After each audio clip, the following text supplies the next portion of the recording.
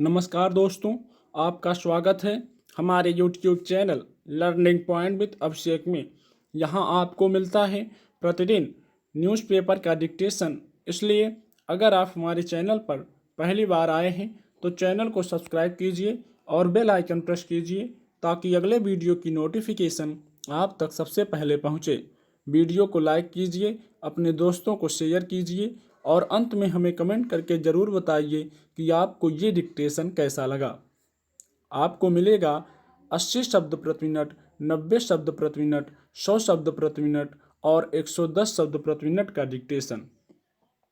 Ready, start. किसी भी लोकतंत्र को जर्जर बनाने में अपराध और भ्रष्टाचार का बड़ा हाथ होता है। हमारे यहाँ अपराध और भ्रष्टाचार का स्तर लगातार बढ़ रहा है। इसकी बड़ी वजह गिरती राजनीतिक संस्कृति है।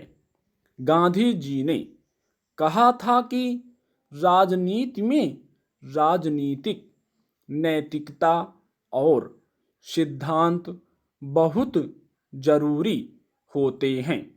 अगर राजनीति सिद्धांतों पर चलती तो ठीक था, पर आज की राजनीतिक संस्कृति ऐसी हो गई है कि स्वार्थ और राजनीतिक लाभ के चलते लोग लोकतांत्रिक ढांचे को जर्जर बनाते जा रहे हैं।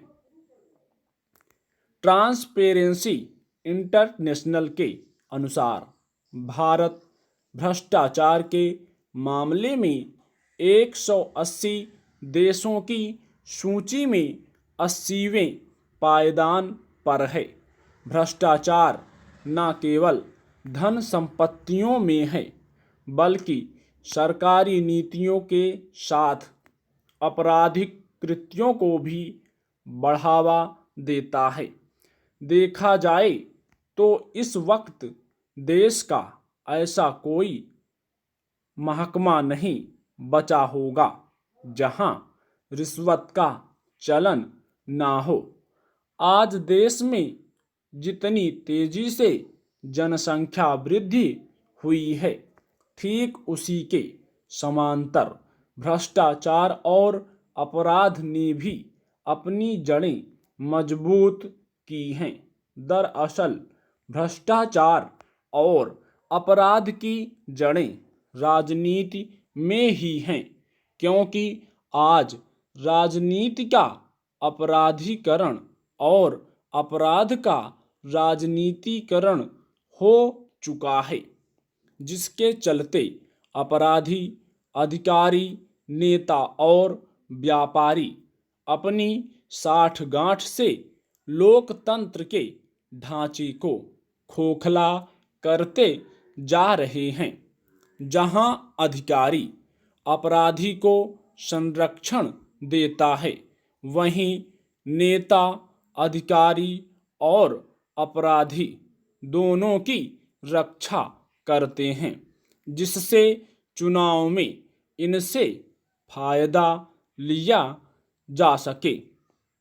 यही वजह है कि इस बार लोकसभा चुनाव में उतरे 70% से अधिक उम्मीदवारों पर आपराधिक मुकदमे चल रहे थे। 15वीं लोकसभा में लगभग 30% सदस्यों पर आपराधिक मामले दर्ज थे और 16वीं लोकसभा के सदस्यों का सबसे अधिक आपराधिक गतिविधियों में लिप्त होने का खुलासा हुआ है।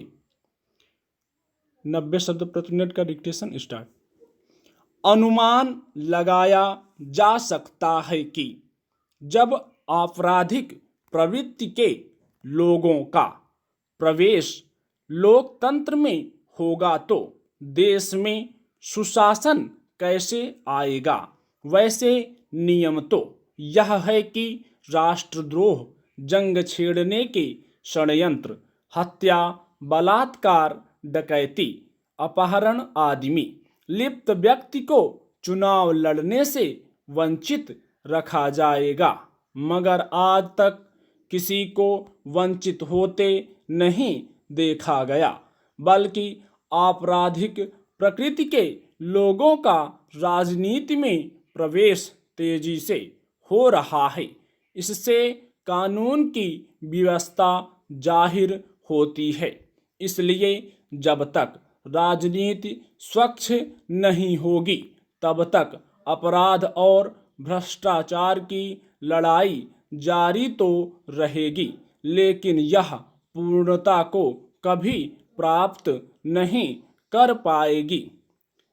छिपी बात नहीं है कि सदा से अपराधियों को राजनीतिक पार्टियों का संरक्षण मिलता रहा है।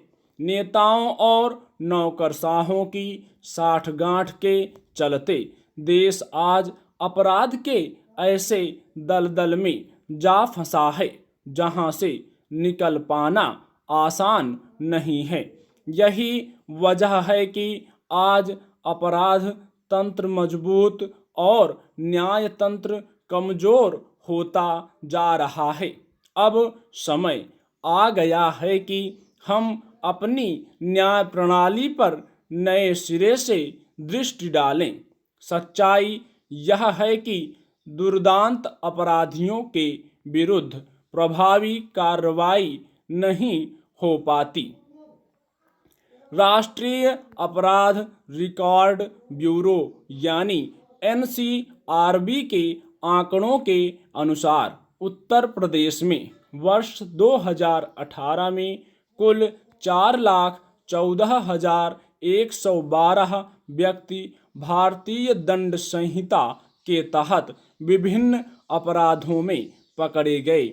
इनमें केवल 1,44,274 व्यक्तियों को सजा मिल सकी, यानी केवल 34% को। वर्तमान में भारत की निचली अदालतों में लगभग 2,91,63,220 मामले लंबित हैं।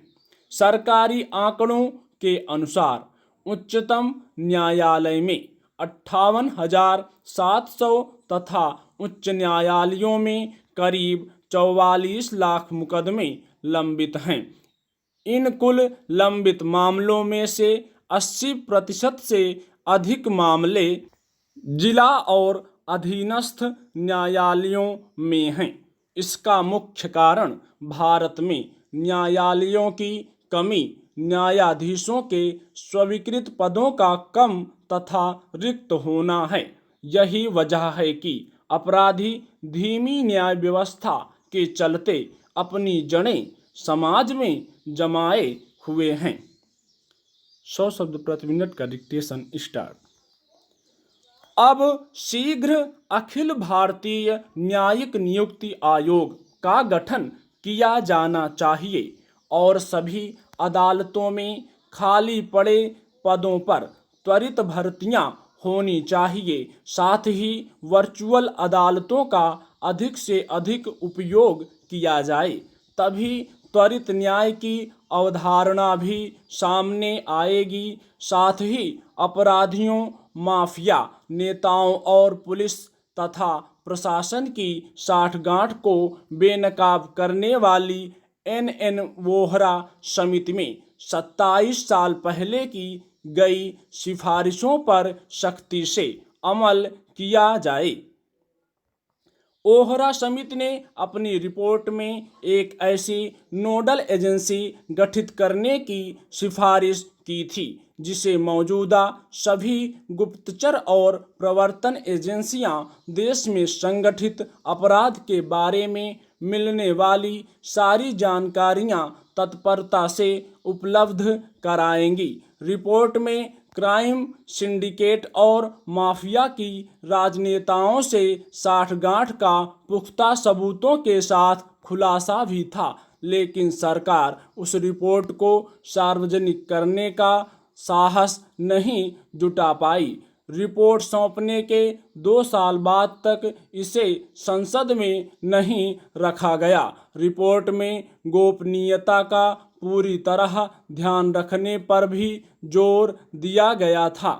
सरकार ने निश्चित ही इस ओर कदम उठाए हैं, लेकिन इसके बावजूद संगठित अपराधियों की नेताओं, राजनीतिक दलों और पुलिस तथा नौकरशाहों के साथ साठगांठ पूरी तरह खत्म नहीं हुई है। 100 शब्द प्रति मिनट का डिक्टेशन स्टार्ट।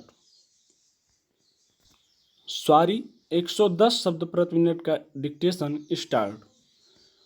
आज समाज में अपराध और अपराधियों को लेकर जैसी स्वीकृति बढ़ रही है, वह निश्चित ही चिंतनीय है। समाज जातिगत भावनाओं पर अपराधियों को आगे बढ़ाता है तो न्याय व्यवस्था राजनीतिक या आर्थिक दृष्टि से प्रभावशाली लोगों के विरुद्ध निष्प्रभावी रहती है। अपराध और भ्रष्टाचार के खिलाफ लड़ाई तभी कामयाब हो सकती है जब समाज के लोग अपने प्रतिनिधि का चयन बुद्धिमत्ता से करेंगे। अनेक घटनाएं गवाह हैं कि राजनीति ही अपराध को बढ़ावा देती है। अगर हम अपराधी को चुनकर लाएंगे तो समाज में अपराध को ही बढ़ावा मिलेगा। अक्सर देखा गया है कि सरकारें भ्रष्ट नेताओं पर कार्रवाई दलीय आधार पर करती हैं, लेकिन सरकार के अंदर शामिल भ्रष्ट नेताओं के ऊपर कार्रवाई नहीं हो पाती। आज राजनीति का स्तर इतना गिर चुका है कि आपराधिक प्रवृत्ति के नेता लोकतंत्र की जड़ों को खोखला करते जा रहे हैं। सरकार अगर वास्तव में अपराधियों के संजाल को पूरी तरह खत्म करना चाहती है तो उसे NN ओहरा समिति की रिपोर्ट में जांच एजेंसियों द्वारा दी गई जानकारियों के आधार पर ठोस पहल करनी चाहिए। अब धूल खा रही ओहरा रिपोर्ट पर कार्रवाई का अच्छा मौका है। यहाँ तक कि सर्वोच्च न्यायालय ने कहा है कि राजनीतिक दल जब भी किसी दागी उम्मीदवार को चुनाव मैदान में उतारें तो 48 घंटे के भीतर सार्वजनिक रूप से यह बताएं कि ऐसा उन्होंने क्यों किया। भारतीय राजनीति को अपराध मुक्त बनाना, खासकर अपराधियों को संसद और विधानसभाओं में पहुंचने से रोकना, पिछले कुछ दशकों से देश के लिए गंभीर चिंता का विषय बना हुआ है। ऐसे में राजनीति के अपराधीकरण के खिलाफ सर्वोच्च अदालत की यह पहल सराहनीय और उत्साहवर्धक है, जिसका कठोरता से पालन होना चाहिए। अब समय आ गया है कि लोकतंत्र के दीमकों को समाज बाहर का रास्ता दिखाए और एक स्वच्छ लोकतंत्रात्मक व्यवस्था का पुनर्गठन करे जिसमें अपराध और भ्रष्टाचार ना हो, जो राजनीतिक लाभ से ऊपर उठकर नागरिक विकास पर केंद्रित हो। इसके लिए सरकार और समाज को समन्वित प्रयास करने की जरूरत है। स्टॉप।